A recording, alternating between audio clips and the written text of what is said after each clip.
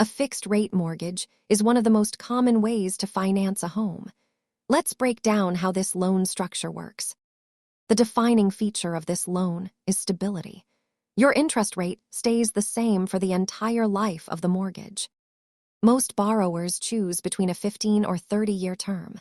The term length directly impacts your monthly payment amount.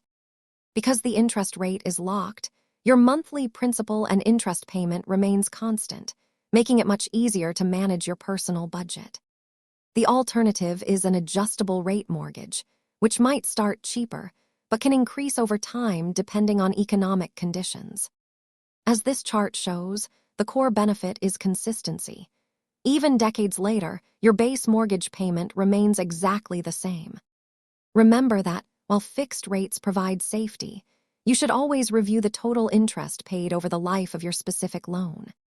Thanks for learning about fixed-rate mortgages. Check back for more finance basics.